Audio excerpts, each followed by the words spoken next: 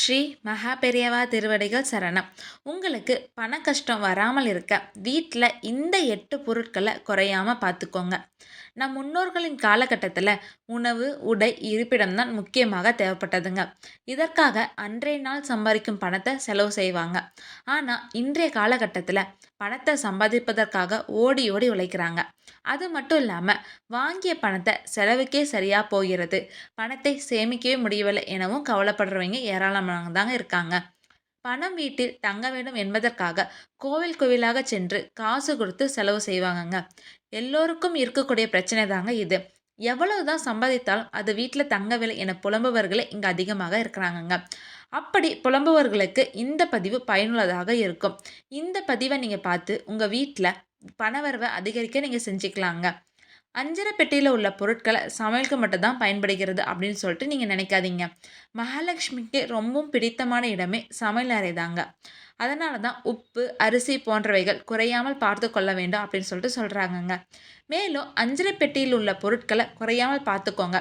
அதாவது சுத்தமாக பொருட்களை துடைத்து நீங்கள் விடாதீங்க. அது கம்மியாக ஆகவே நீங்கள் அதை வந்து நிரப்பிக்கிட்டே இருங்க. இரண்டாவது ஊறுகாய். வீட்டில் பலவித ஊறுகாய் நம்ம வைத்திருக்கணுங்க. ஏன்னா குபேரர் வந்துட்டு ஒரு ஊறுகாய் பெரியார். அதனால் பலவிதமான ஊறுகாய் வைத்திருக்க குபேர சம்பத்து வருங்க. குறிப்பாக நெல்லிக்காய் ஊறுகாய் இருக்கும் வீட்டில் குபேரர் வாசம் செய்வாங்கங்க. மூன்றாவது கல்லுப்பு. கல்லுப்பு மகாலட்சுமிக்கு மிகவும் உகந்த பொருளாகுங்க. யார் ஒருவர் வீட்டில் கல்லுப்பு நிறைந்து இருக்கிறதோ அந்த வீட்டில் பணவரவு அதிகரித்து இருக்கின்ற கடன் படிப்படியாக குறைந்து பணவரவு சேருங்க. சூழ்நிலை உருவாகும் அப்படின்னு சொல்லிட்டு கூறுறாங்கங்க. அடுத்தது அரிசி. அரிசியில் மகாலட்சுமியின் அம்சம் நிறைந்திருக்குது. மேலும் சுக்கிரனோட அம்சமும் பொருந்துங்க. ஆக இந்த அரிசியை வீட்டில் என்றென்றும் குறையாமல் பார்த்து கொள்ளணுங்க. அதே போல் வீட்டில் அரிசியை குறிப்பிட்ட இடத்துல மட்டும்தாங்க வைக்க வேண்டும். அரிசி இருக்கும் பாத்திரத்தை கவிழ்த்து நீங்கள் வைக்கக்கூடாதுங்க. அடுத்தது எண்ணெய். எண்ணெய் பொருட்கள் என்பது சனீஸ்வர பகவானுக்கு மிகவும் உகந்த பொருட்களாக பார்க்கப்படுதுங்க. எண்ணெய் இல்லாமல் சமையல் செய்ய முடியாது.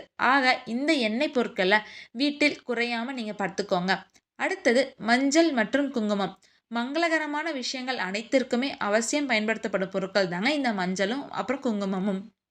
இந்த மஞ்சள் குங்குமமும் வீட்டில் என்றும் குறையாமல் நீங்கள் பார்த்துக்கோங்க.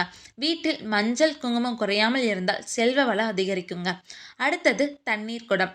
வீட்டில் தண்ணீர் பிடித்து வைத்துக்கொள்ள பயன்படுத்தும் ஏதாவது ஒரு குடமாவது சில்வர் அல்லது காப்பர் குடத்தில் இருப்பது மிகவும் சிறந்ததுங்க. அத்தகைய குடங்களில் பிடித்து வைக்கப்படும் தண்ணீர் நிரம்பியே இருக்க வேண்டுங்க. இது உங்கள் வீட்டில் செல்வம் அதிகரிக்க உதவியாக இருக்குங்க. கடைசியாக புளி. நாம் சமையலுக்கு பயன்படுத்தும் புளியை எப்பொழுதும் காலியாக வைக்கக்கூடாதுங்க. அது மட்டும் இல்லாமல் புளி வைக்கும் டப்பா பீங்கானில் அல்லது மண்குடியில் தாங்க இருக்கணும். நம் முன்னோர்கள் அனைவரும் புளியை மண்குடியில் தாங்க வைத்திருப்பாங்க. இதை நாம் பின்பற்றும் பொழுது நமது வீட்டில் பணத்தடை அப்படிங்கிறதே இருக்கவே இருக்காதுங்க. அதனால் நீங்களும் இந்த 8 பொருட்களை உங்கள் வீட்டில் குறையாமல் பார்த்துக்கோங்க. உங்கள் வீட்டில் பண கஷ்டமே வராது. இருக்கின்ற கடன்கள் அனைத்தும் தீருங்க. ஹரஹர சங்கர ஜெய ஜெய சங்கரா.